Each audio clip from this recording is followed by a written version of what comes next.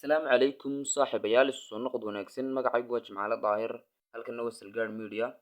صاحب المات waxaan ka hadli doonaa muuqaal ama mowduuc gibi ahaan bikadwan mowduucyada aad ku barteen channelkeenan waxaan maanta daafur doonaa barnaamij aynu ugu maqalnay sirta barashada maadaama oo aan u arkay hadda inay muhiim tahay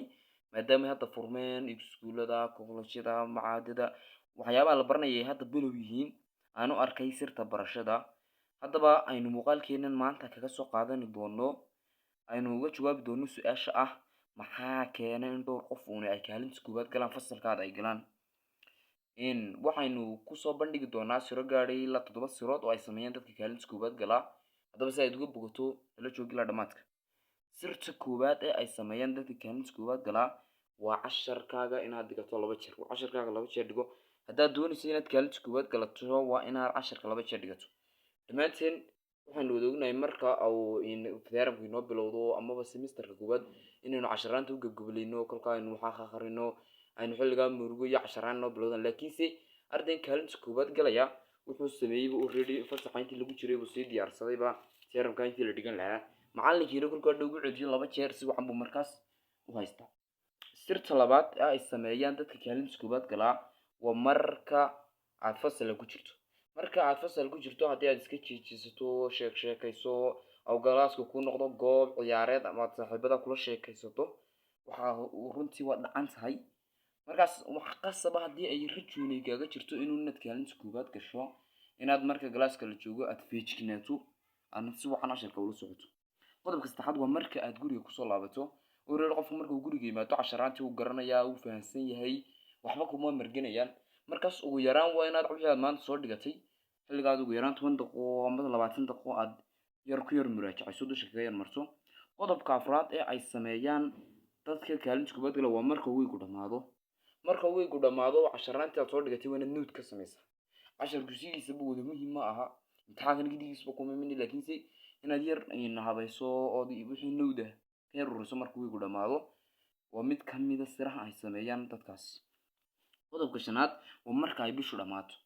marka ay bishu dhamaato bishan hore waxaad soo dhigatay bisha dhimisaysan si ka khaldamin nowdadkii toddobaadada aad soo sameysanaysay iyo maalmaha wixii aad soo qarsanaysay si aad u kala habaysato waa inaad kulna yar akhrido nowdadkiina aad yar muraajacayso iskuna yar habayso nowd cusub qodobka lixaad ee ay sameeyaan dadka kaalinta koowaad galaa waa toddobaad ka hor imtixaanka waa xilliga ay ardaydu ugu warwarka badan yihiin waxaan la yiraahdaa ardayda kaalinta koowaad galaa oo toddobaadka fasaxa galaan ma aragtay ardayga kaalinta koowaad galaa adigoo arkay toddobaadkii hore adigoo daalan cashar diyaarinaya isaguna uu meelaha iska joogo iska faraaxaysanayo haddana uu kaalinta koowaad galay haddana ma isweydiisay adigu sabab maxaa sababay intaad adigu raaxaysanaysay ayuu isagu wax soo diyaariyay adiguna intaad wax diyaarinayso isaguna raaxaysanaya qodobka toddobaad ee ugu dambeeya daawadow waxa aynu ka soo sheekeynay oo dhan waa asbaabta ku kalayd kaalinta koowaad laakiinse qodobka toddobaad waa alle tala saaro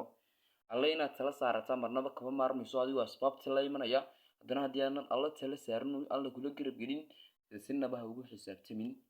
waxaana ku hubaa dad sirahan samayso inaad kaalinta koowaad si uun aad u geli doonto